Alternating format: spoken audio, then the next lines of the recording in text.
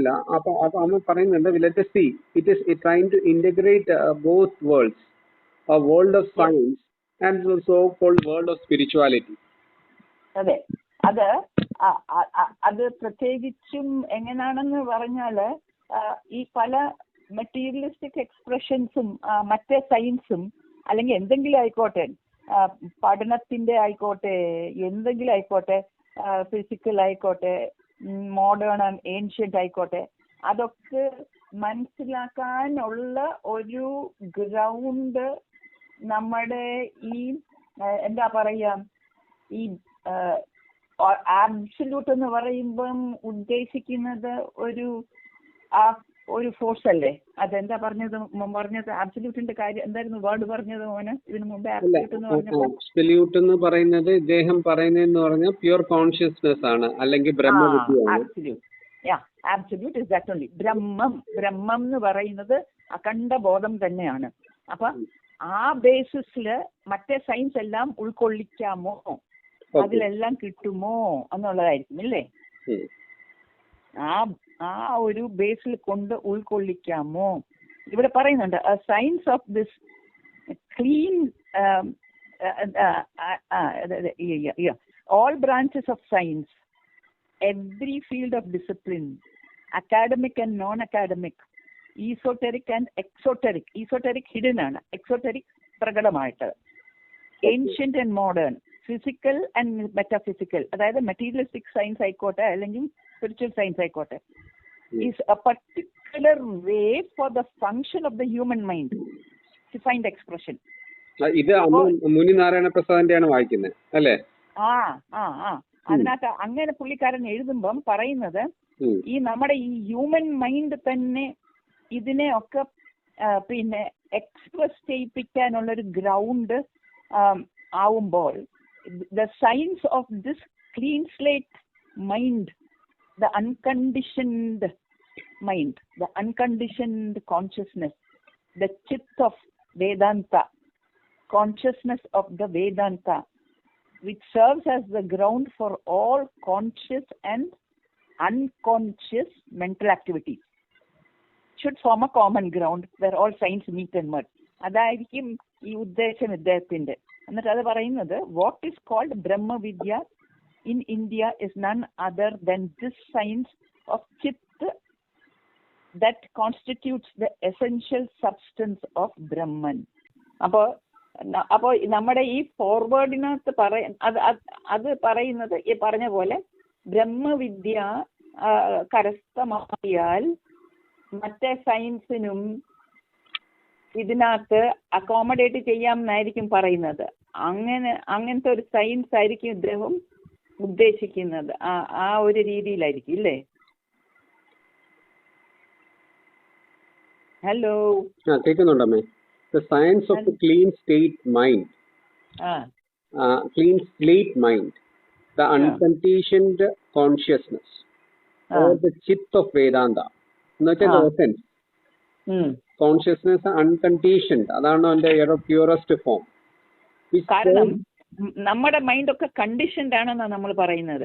അതിന് മെഡിറ്റേഷൻ ചെയ്തിട്ട് നമ്മൾ എന്തോ ആക്കുന്നു? Unconditioned.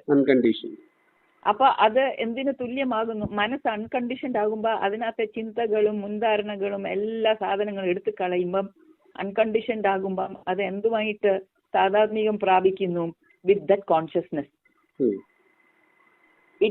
it will sync or it will resonate with that pure consciousness which is there within, but we are not we have forgotten it for some reason because of the conditioning. പക്ഷെ അത് നമ്മൾ meditation ചെയ്ത് അങ്ങ് വൃത്തിയാക്കി അങ്ങ് ആക്കുമ്പോൾ അതാവും. ഇതിനെ ലാസ്റ്റ് സെന്റൻസ് അതില് it required only representing a new in terms of understandable to a scientific mind of the modern age, which is exactly what Nataraja Guru does. ഇതിന്റെ ഇമ്പോർട്ടൻസ് എന്ന് പറയുന്നത് എനിക്ക് തോന്നുന്നത് why we are studying this is because when we say these metaphysical things, the people are not ready to digest it. They say these are so-called beliefs for the unscientific mind.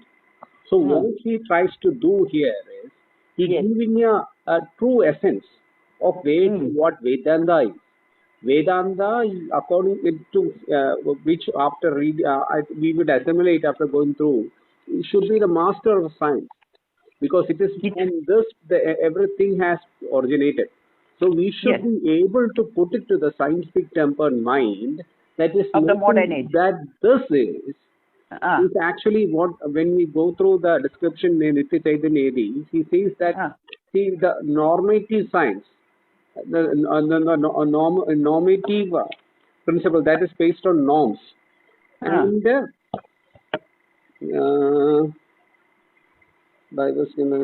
let me see. അതായത് ഇപ്പോഴത്തെ ആ modern ട്രെൻഡ്സിന്റെ scientific ട്രെൻഡ്സിന്റെ അതിന് അതിന് acceptable understand മനസ്സിലാക്കുന്ന രീതി maintains his dictum that a normative notion of what notion?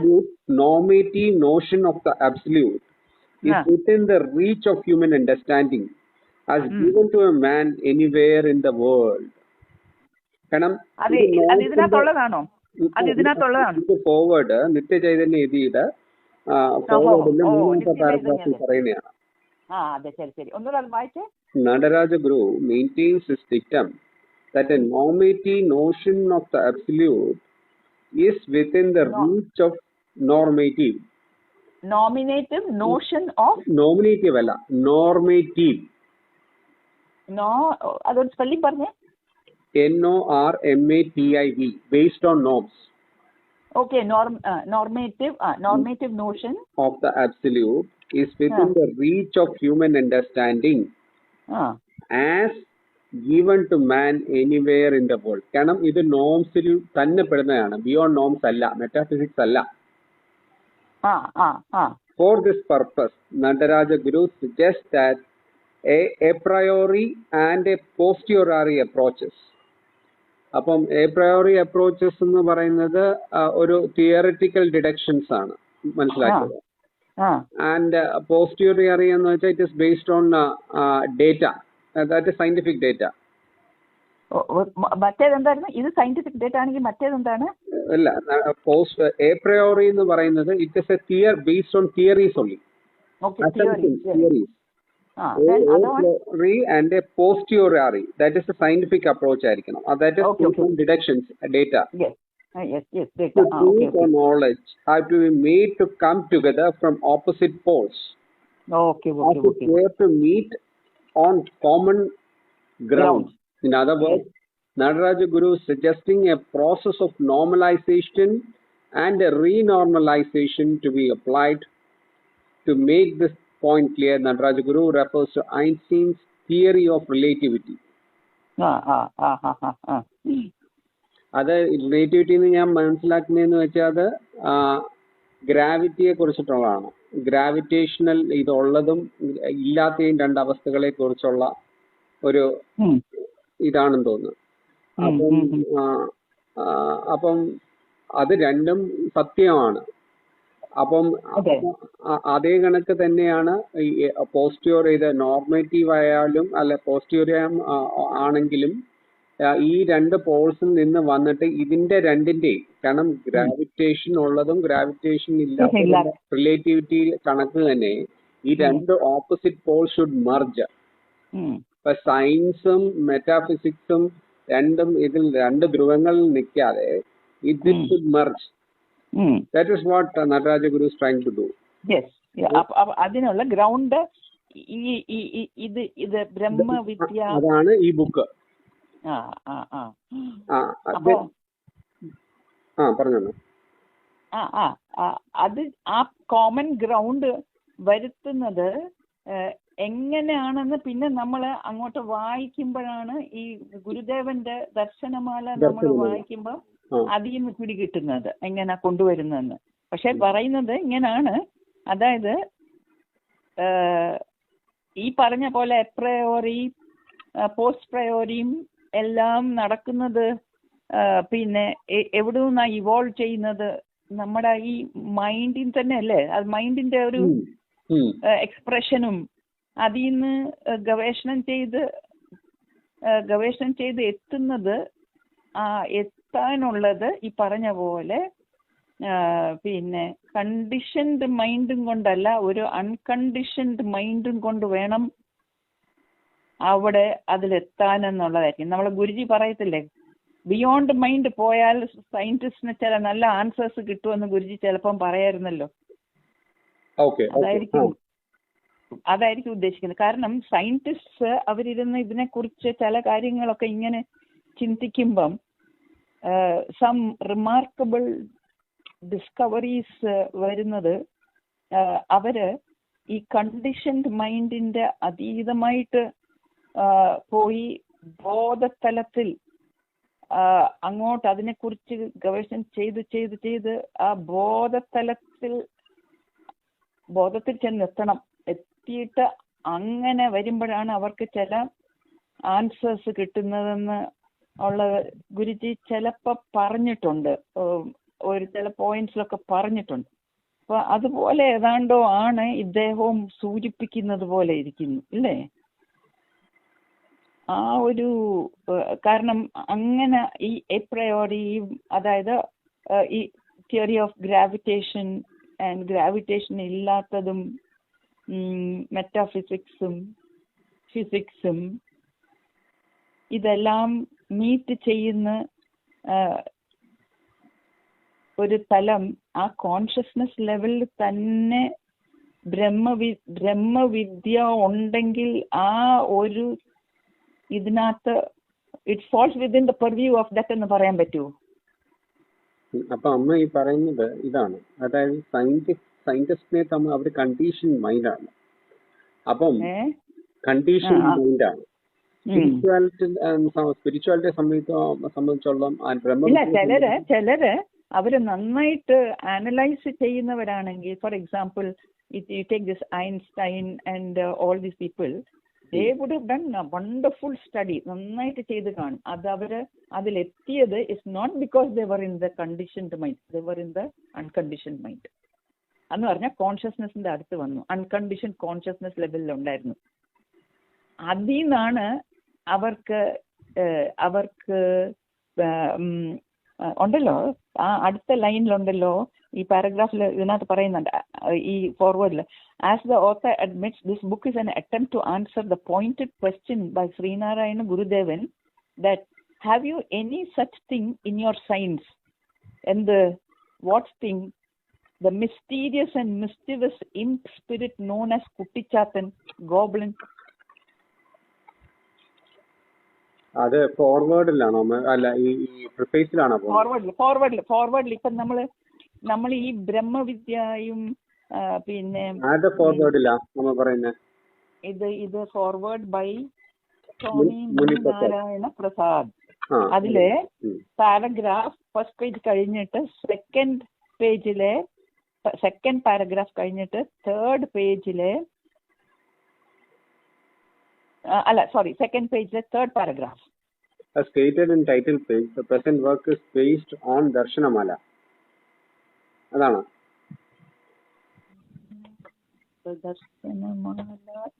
Forward alle. Forwardum pinne. Forward alla. ഞാൻ പ്രിഫേസിലെത്തി. Forward ആണ് അല്ലേ? Forward ആണ്. Forward. Attempt to answer the pointed question. Have you any such thing in your science? Concerning mysterious and mischievous Kuttichathan. However, no clear explanation of the phenomena is to be found in the book. Okay. അപ്പോ ഈ question പണ്ട് ശ്രീനാരായണ ഗുരുദേവന് ഇദ്ദേഹത്തിന്, അതായത് നടരാജ ഗുരുവിന് address ചെയ്തതാണ്. അപ്പൊ ഇദ്ദേഹത്തിന് scientific side അല്ലേ, ഫിസിക്സും ഒക്കെ. അപ്പൊ പറയും, നിങ്ങളുടെ സയൻസിൽ ഇങ്ങനെ ഒരു കുട്ടിച്ചാത്തനുണ്ടോ? കുട്ടിച്ചാത്തൻ എന്ന് പറയുന്നത് എവിടെയോ എഴുതിയിട്ടുണ്ടായിരുന്നു. കുട്ടിച്ചാത്തൻ എന്ന് വെച്ചാൽ പോൾട്ടർജിസ്റ്റ് അല്ലേ? പോൾട്ടർജിസ്റ്റ്. അതായത് അല്ലെങ്കിൽ it can be also that ബുദ്ധൻ എന്നുള്ള രീതിയിൽ. അതെ അതെ. അപ്പൊ ആ ബുദ്ധൻ എന്ന് പറയുമ്പോ എന്താണ്? ബോധം, കോൺഷ്യസ്നെസ്, ആ ലെവൽ. അങ്ങനെ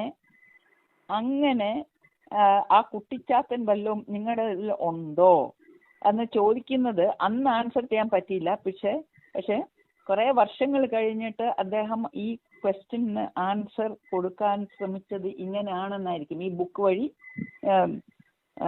അപ്പൊ അത് കൊടുക്കാനും അതിനകത്തൊരു ആൻസർ ഇല്ലത്രേ ഈ എഴുതുന്നതിൽ.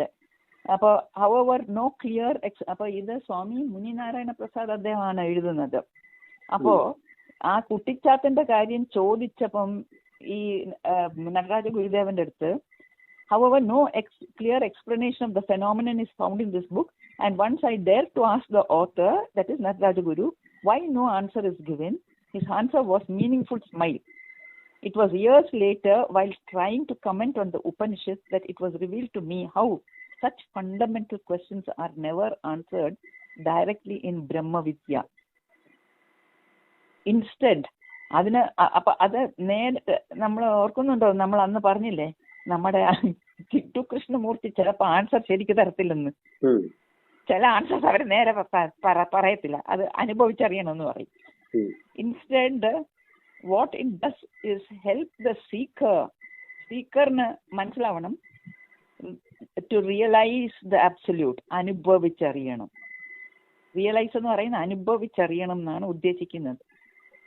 ഇൻടു ഇറ്റ്സ്, അതായത് ഇറ്റ്സ് എന്ന് പറഞ്ഞ ആബ്സല്യൂട്ടിന്റെ ഓൾ എൻഗൾഫിംഗ് എഫൾജൻസ് എന്ന് പറഞ്ഞാൽ ഇങ്ങനെ പ്രകാശിക്കുന്നത്, എല്ലാത്തിലും പ്രകാശിക്കുന്നത്, എല്ലാത്തിനെയും പ്രകാശിപ്പിക്കുന്ന into its all engulfing effulgence will disappear. നമ്മൾ ചോദിച്ച ചോദ്യം പോലും അവിടെ നിൽക്കത്തില്ല. അത് കിട്ടിക്കഴിഞ്ഞാൽ, അനുഭവിച്ചറിഞ്ഞാൽ ഇങ്ങനത്തെ ഒരു വക ചോദ്യങ്ങളും ഉണ്ടാവില്ല അതിനെ അറിയുമ്പം. അതുകൊണ്ട് അത് കണ്ട് എത്താനായിട്ട് അവരങ്ങനെ ഒരു ആൻസർ നേരിട്ട് തരില്ല എന്ന്. In other words, how particular phenomenon, ഇതാണ് അതിന്റെ കാര്യം. In other words, how a particular phenomenon is possible is not what Vedanta teaches. എന്ന് പറഞ്ഞാൽ നമ്മുടെ ചുറ്റിനും കാണുന്ന ഓരോരോ പ്രതിഭാസങ്ങള് അത് എന്തവല്ലെന്ന് പറയുന്നതല്ല വേദാന്തം. It reveals to the seeker the one reality wherein what is possible and what is impossible, രണ്ടും പറ്റും, and they are undiscernible. Wherein everything is probable, എല്ലാ സാധ്യതകളും ഉണ്ട്. പോസിബിളും ഇമ്പോസിബിളും പ്രോബബിൾസ് ആണ്. This one reality is a great mystery, or rather the greatest of all mysteries. അതായത് ഈ ബ്രഹ്മവിദ്യ, അത് കോൺഷ്യസ്നെസിന്റെ, and admitting it is to be so in is never felt to be, അതാണ് അങ്ങനെയും പറയുന്നു. The reality is such a great mystery, or rather the greatest of all mysteries, and admitting it to be so is never felt to be unscientific. To the scientific mind of the ഋഷികളുടെ scientific മൈൻഡിന് ഈ സാധ്യതകളൊക്കെ അൺസയന്റിഫിക്കേ അല്ലെന്ന്. അപ്പൊ ഋഷികളുടെ ആ consciousness ലെവലിൽ നിൽക്കുമ്പം ഒന്നും തന്നെ സാധിക്കുമോ എന്ന് ഉള്ള ഒരു ഇഷ്യൂ ഒന്നുമില്ല.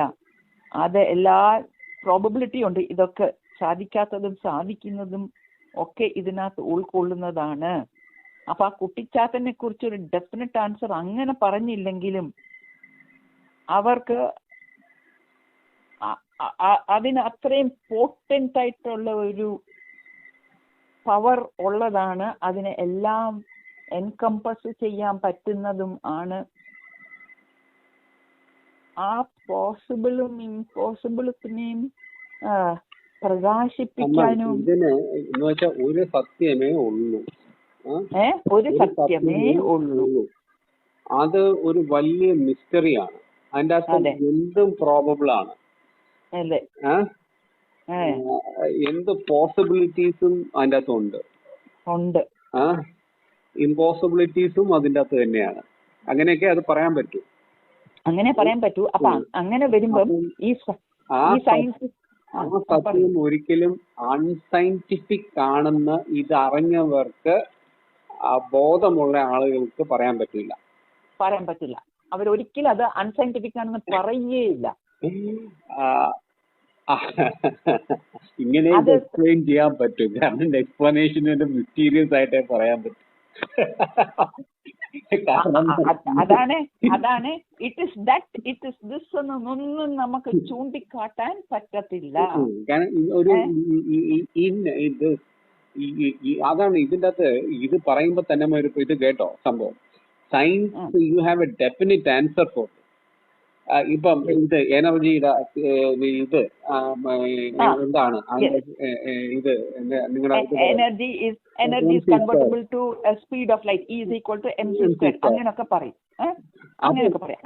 സ്പെസിഫിക് ആൻസറാ. അതാണ്. അപ്പോൾ ഇതിന്റെ അകത്ത് നമുക്ക് ഒരു സ്പെസിഫിക് ആൻസർ ഇല്ല. അപ്പോ അതന്നെ. അപ്പൊ പക്ഷെ അത് അൺസയന്റിഫിക് ആണെന്ന് ശരിക്കും ഒരു അൺസയന്റിഫിക് ആണെന്ന് പറയാൻ പറ്റൂല. അത് ബോധമുള്ളവനും, അതായത് ഈ ഒരു ഇതെല്ലാം ഒന്നേ ഉള്ളൂ, ബോധമേ ഉള്ളൂ. ബോധത്തിൽ നിന്നാണ് ഇതെല്ലാം നടന്നത്. കാരണം ഓൾറെഡി ഉള്ള കാര്യമാണല്ലോ ഇത് ഡിസ്കവർ ചെയ്യുന്നത്. അതെ. അപ്പൊ അങ്ങനെയൊക്കെ ഇപ്പൊ തൽക്കാലം നമുക്ക് പറയാൻ പറ്റുള്ളൂ, അത്രയും പറയാൻ പറ്റും. ഇത് ഇത്രയും പോലും പക്ഷേ ഇത് നമ്മൾ രണ്ടുപേരും കൂടി ഇത് വായിച്ചെടുത്തതാണ് അതിന്റെ ബ്യൂട്ടി മനസ്സിലായത്. അല്ലെങ്കിൽ പെട്ടെന്ന് പറഞ്ഞാൽ ഒട്ടും പറ്റത്തില്ല. കുട്ടിച്ചാത്തൻ എന്താണ്, പോൾട്ടർജിസ്റ്റ് എന്താണ്, അപ്പം ചോദിക്കുന്നു. അപ്പൊ ഒരു റോ സ്മൈല് മാത്രം വന്നു. Then try to study Vedanta. Then ഒരു റിയാലിറ്റിയേ ഉള്ളൂ. അപ്പം ഓൾ പോസിബിൾ എന്താണ് ഈ പോൾട്ടർജിസ്റ്റ് എന്ന് പറഞ്ഞാൽ ഞാൻ ആ വേർഡ് കണ്ടു. How I pronounce it I don't know. എനിക്ക് തോന്നുന്നു നോക്കണം, നമുക്ക് നോക്കണം. പോൾട്ടർഗൈസ്റ്റ് ആണോ പോൾട്ടർജിസ്റ്റ് ആണോ എന്ന് എനിക്കറിയില്ല. എനിക്ക് പ്രൊനൗൺസിയേഷൻ. അപ്പം what it means is abnormal activity. Abnormal activity. അതെ. കുട്ടിച്ചാത്തന് അങ്ങനെയാണ് അവരുടെ ആക്ടിവിറ്റി. അപ്പൊ ഈ നമ്മുടെ ഈ ബോധം എന്ന് പറയുന്നത് സാധനത്തിനും അങ്ങനെ ആർക്കെങ്കിലും മനസ്സിലാക്കാൻ പറ്റുന്നതാണോ? അപ്പൊ ഇവിടെയാണെങ്കിൽ ഇപ്പൊ എന്റെ വീട്ടിലാണെങ്കിലും ആ പറയുന്നത് അതൊരു അബ്നോർമൽ ആക്ടിവിറ്റിയാണ്. ഇല്ലേ? പക്ഷേ സത്യം. അതെ. അപ്പൊ അങ്ങനെ ഒരു ഫോഴ്സ് ഉണ്ടെന്നാണ് പറയുന്നത്. അത് നമുക്ക് ബോധ്യപ്പെടുത്തി തരികയാണ്. കാരണം അത് എപ്പോഴാണോ ശബ്ദിക്കുന്നത് ആ ഒരു ഡിവൈൻ എനർജിയുടെ വൈബ്രേഷനാണ്. അത് ദാറ്റ് കനോട്ട് ബി. അത് ഇപ്പൊ നമുക്ക് സയന്റിഫിക്കലി ഒരു മൈൻഡ് അത് പറഞ്ഞു കഴിഞ്ഞാൽ അവർ റിപ്പൾസീവ് ആയിട്ട് പോകും. പക്ഷെ ഈ ഒരു സത്യത്തെ നമുക്ക് തള്ളിക്കളയാൻ പറ്റുമോ? തള്ളിക്കളയാൻ പറ്റത്തില്ല. നമ്മൾ ഒരിക്കലും അത് അൺസയന്റിഫിക് ആണെന്നും സത്യമാണ്. കാരണം സയൻസ് റിയാലിറ്റി ആണല്ലോ. ഇത് അനുഭവിച്ച റിയാലിറ്റിയാണ് സ്പിരിച്വാലിറ്റി. അനുഭവിച്ച് റിയാലിറ്റിയാണ് സ്പിരിച്വാലിറ്റി. അത് തന്നെയാണ് ഇവര് പറയുന്നത്. അനുഭവ സത്യമാണ് സ്പിരിച്വാലിറ്റി. ഈ ബോധം എന്ന് പറയുന്നതും അനുഭവിച്ചറിഞ്ഞതാണ്. അതിനകത്ത് നടക്കുന്ന അതിന്റെ പ്രകാശത്തിൽ നടക്കുന്നത് എല്ലാം അനുഭവങ്ങളും. Master science. അതിന്റെ അകത്തെ ഈ പറയുന്നത് എല്ലാം വരും. കാരണം ഇതേ ഉള്ളൂ, ഇതിന് വരുന്നതാണ് ഇതെല്ലാം. പക്ഷെ ഇത് പറഞ്ഞു കൊടുക്കണമെങ്കിലും ഈ കണ്ടീഷൻ മൈൻഡിന് അപ്പുറം ചിന്തിക്കാൻ പറ്റുന്ന ഓരോനെ ഇത് ഡൈജസ്റ്റ് ചെയ്യാൻ പറ്റും. അത്രേ ഉള്ളൂ എന്ന് പറഞ്ഞാൽ അവന്റെ മനസ്സിലെ ഒരു കാര്യവും വെച്ചോണ്ട് അവന് മനസ്സിലാക്കാൻ നോക്കരുത്. ഈ സയന്റിഫിക് സ്ഥിതി തന്നെ ഒരു ഐൻസ്റ്റീന് മാത്രമേ ഇത് മനസ്സിലാക്കാൻ പറ്റൂ എന്ന് ചുരുക്കം. അത്രമാത്രം ഉള്ള സീരിയസ് സ്റ്റഡിയാണ് സ്പിരിച്വാലിറ്റി. അതെ. It transcends all subtle all instruments of subtle perception. Gross പെർസെപ്ഷന്റെ കാര്യമല്ല പറയുന്നത്. എന്ന് പറഞ്ഞാൽ ബാഹ്യമായിട്ടുള്ള സ്ഥൂല സംഗതികളല്ല. പറഞ്ഞ സെൻസസ് അതല്ല, beyond the census. Beyond the census ഇത് പറഞ്ഞു കഴിഞ്ഞപ്പോൾ വി വിൽ ഗോ ടു ദർശനമാലയിലെ 19ലേക്ക് പോവാം, കാര്യത്തിലേക്ക് പോവാം. ഈ 19ലോട്ട് പോകുമ്പം ഇവിടെ 19ല് അത് വായിക്കുന്നോ? വായിക്കേ. The I it now sees when open, when shut.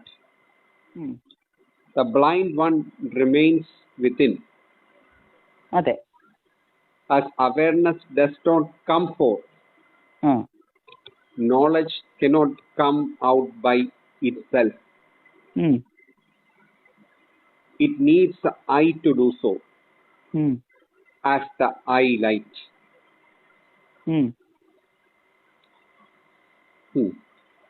അപ്പോ ഇവിടെ ഇതിനകത്ത് ഇങ്ങനെ നമ്മുടെ ബുക്കിൽ അങ്ങനെ, അപ്പോൾ എന്റെ ബുക്കിൽ ഇത് ചെറിയ വേരിയേഷനേ ഉള്ളൂ. പഴയ ടെക്സ്റ്റ് ആണ്. ദ ഐ ഇറ്റ് നൗ സീസ് വെൻ ഓപ്പൺ. അപ്പൊ കണ്ണ് തുറന്നിരിക്കുമ്പം കാണാൻ പറ്റുന്നു. അടുത്തത് when shut the blind alone dwells within എന്ന് പറഞ്ഞാൽ അടഞ്ഞിരിക്കുമ്പം അന്ധകാരം മാത്രം ഉള്ളിലുണ്ട്. The blind alone dwells within, as knowledge does not come forth. അപ്പോ കണ്ണ് അടഞ്ഞിരിക്കുമ്പം നോളജ് അല്ലെങ്കിൽ awareness does not come forth. അങ്ങനെ ബുക്കിൽ, നമ്മുടെ ബുക്കിൽ അവയർനെസ് എന്ന് എഴുതിയിരിക്കുന്നു ഇല്ലേ? അല്ല, blind one remains within. Within, within. പിന്നെ അത് കഴിഞ്ഞിട്ടുള്ള സെന്റൻസ് എന്തായിരുന്നു? As awareness does not come forth. അപ്പോ തുറന്നിരിക്കുമ്പം കണ്ണ് കാണുന്നു, പക്ഷേ അത് അടഞ്ഞിരിക്കുമ്പം കണ്ണ് കാണുന്നില്ല. അത് ബ്ലൈൻഡാണ്, അവിടെ അന്ധകാരമാണ്. കാരണം അവിടെ എന്തോ ഇല്ല, അവയർനെസ് ഇല്ല. അതുകൊണ്ട് പിന്നെ അടുത്തത് knowledge cannot come out by itself. Wisdom cannot come out by itself. It needs the eye to do so. എന്ന് പറഞ്ഞാൽ ഈ അവയർനെസ് ഉണ്ട് എന്ന് അറിയണമെങ്കിൽ കണ്ണ് വേണം. കണ്ണില്ലാതെ അവയർനെസ്സിന് അതിന്റെ പ്രസൻസ് ബോധ്യപ്പെടുത്താൻ ചിലപ്പം പറ്റത്തില്ലായിരിക്കും. ഇൻ ദ സെയിം വേ ഇതിന്റെ അകത്ത് പറയുന്നതെന്ന് വെച്ചാല് നമ്മൾക്ക് കണ്ണുണ്ട്. ഏത് കണ്ണ്? അല്ല, നമ്മൾ കണ്ണുകൾ തുറന്നിരിക്കുന്നു, നമ്മൾ കാണുന്നു എന്ന് പറയുന്നു. അതെ. അപ്പൊ ആ കണ്ണ് ഏത് കണ്ണാണ്? അകക്കണ്ണ്. ഈ അകക്കണ്ണ് തുറക്കണം എന്നാണ് ഉള്ളടക്കം പറയുന്നത്, ഉദ്ദേശിക്കുന്നത്. അകക്കണ്ണ് തുറന്നാൽ മാത്രമേ ഈ പറയുന്ന അവയർനെസ്സും അതിൽ കൂടെ നമുക്ക് നോളജും കിട്ടുള്ളൂ. അപ്പം ശരിക്കും ഇതേ ഉള്ളൂ, അകക്കണ്ണ് തുറക്കണം. നിങ്ങളുടെ കണ്ണ് തുറന്നിരിക്കുകയാണ്, പക്ഷെ അത് അടഞ്ഞിരിക്കുന്നതിന് തുല്യമാണ്. അത് വെൻ ഷട്ട് അടഞ്ഞിരുന്നാൽ അകക്കണ്ണ് അടഞ്ഞിരുന്നാൽ, അന്ധകരണം അടഞ്ഞിരുന്നാൽ, അന്ധകരണം ഉള്ളിലോട്ട് തിരിയുന്നില്ല. അപ്പൊ അത് അങ്ങോട്ട് തിരിയുന്നേ ഇല്ലെങ്കിൽ കണ്ണ് അടഞ്ഞിരിക്കുകയാണെങ്കിൽ the eye it now sees when open, when shut. when shut അടുത്ത ഭാഗമാണ്, അത് അടുത്ത ഭാഗമാണ്. when shut the blind one remains within, അല്ലേ? അതെ, അതെ. അപ്പോ അടുത്ത ഭാഗമാണ്, അങ്ങനെയാണ്. അത് അടുത്ത ഭാഗമാണ് എന്ന് പറഞ്ഞാൽ കണ്ണ് തുറന്നിരിക്കുമ്പം വസ്തുവിനെ കാണുന്നു. അങ്ങനെ നമ്മൾ അങ്ങനെ വിചാരിച്ചാൽ അങ്ങനെ. പക്ഷെ ഈ വസ്തു നമ്മളെ സംബന്ധിച്ച് വസ്തു എന്തായിരിക്കും? യഥാർത്ഥ വസ്തു അകത്തെ അത് ആയിരിക്കും നമ്മൾ ഉദ്ദേശിക്കുന്നത് എന്ന് വിചാരിച്ചു. അല്ലെങ്കിൽ ബാഹ്യമായ ഈ പുറത്തെ കണ്ണാണെങ്കിൽ നമ്മൾ പുറത്തെ സാധനം കാണുന്നു. പക്ഷെ അത് അടഞ്ഞിരുന്നാൽ, ഈ പുറത്തെ കണ്ണ് അടഞ്ഞിരുന്നാൽ നമുക്ക് കാണാൻ പറ്റില്ല. പക്ഷെ അതല്ല ഉദ്ദേശിക്കുന്നത്. അത് ഉദ്ദേശിക്കുന്നത് കുറച്ചുകൂടെ അഗാധമായ ഒരു ചിന്ത, അത് ഒരു മീനിങ് ഉണ്ട്. അകക്കണ്ണ് തുറന്നാൽ നമുക്ക് അവയർനെസ്സിനെ അറിയാം. പക്ഷെ അകക്കണ്ണ് തുറന്നില്ലെങ്കിൽ നമുക്ക് അവയർനെസ്സിനെ അനുഭവിക്കാൻ കാണത്തില്ല. നമ്മൾ ഇരുട്ടിലായിരിക്കും, അന്ധകാരത്തിലായിരിക്കും. മീൻസ് മായ. അകക്കണ്ണ് തുറന്നില്ലെങ്കിൽ നമ്മൾ എന്തായിരിക്കും സത്യം എന്ന് വിചാരിക്കുന്നത്? അവയർനെസ്സിനെ കുറിച്ച് ഒരു അലോട്ട്മെന്റും ഒരു അസൈനിങ് ടു ദ കോൺഷ്യസ്നെസ്സിനോ ബോധത്തിനോ കൊടുക്കാതെ നമ്മൾ ഇന്ദ്രിയ തലത്തിൽ നിന്നിട്ട് പുറത്ത് കാണുന്നത്, അതാണ് സത്യം എന്ന് പറഞ്ഞുകൊണ്ടിരിക്കുന്നത് മായ, അന്ധകാരം. അപ്പം അവിടെ അന്ധകാരമാണ് ഉള്ളില് ഡ്വെല്ല് ചെയ്യുന്നത്. കാരണം പ്രകാശം, അതായത് ബോധം അല്ലെങ്കിൽ അവയർനെസ് ഇല്ല. അവയർനെസ്സിന് ഒരു റോളും ഇല്ല. പക്ഷെ അത് അങ്ങനല്ല എന്ന് പിന്നെ നമ്മൾ പഠിക്കുന്നുണ്ട്, അത് വേറെ കാര്യം. പിന്നെ അടുത്ത ലൈനാണ് ബൈ ഇറ്റ്സെൽഫ്. ഇത് ഞാൻ ചോദിച്ചിട്ട് ആദ്യത്തെ തന്നെ ഇത് when shut the blind one remains within.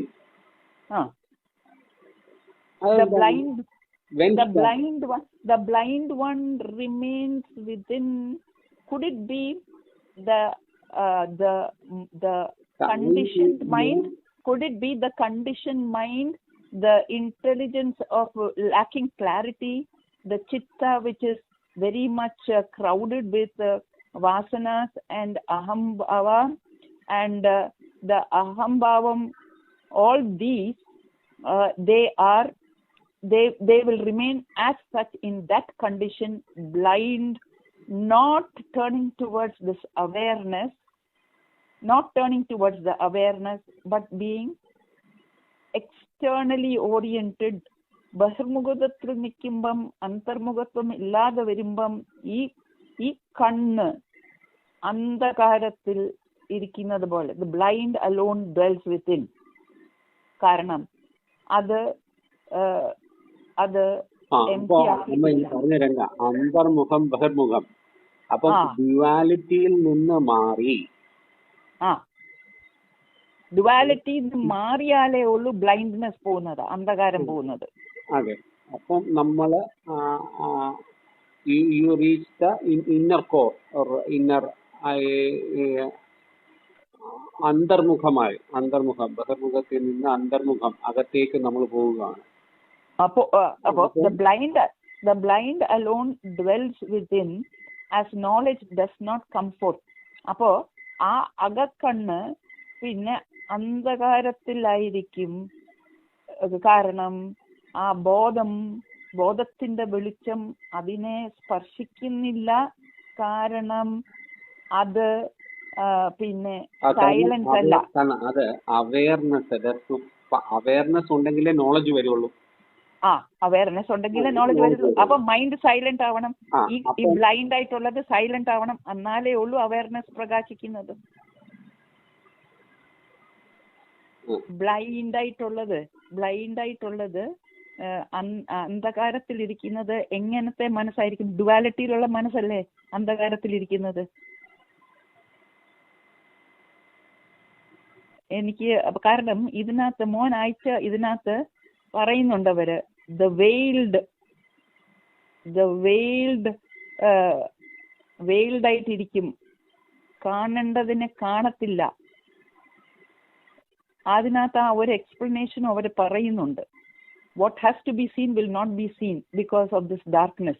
അല്ല, അന്തരംഗ അതാണ് last. It needs I to do so as the I. അപ്പം ഉള്ളില് ആ പ്രകാശം വരണം. ഈ ഇന്നർ ഐക്ക് ആ പ്രകാശം വരണം.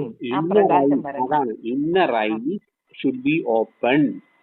It should be open means the blind one remains within. അപ്പൊ ഇന്നർ അകക്കണ്ണ് അടഞ്ഞിരിക്കുകയാണ്, നിങ്ങളുടെ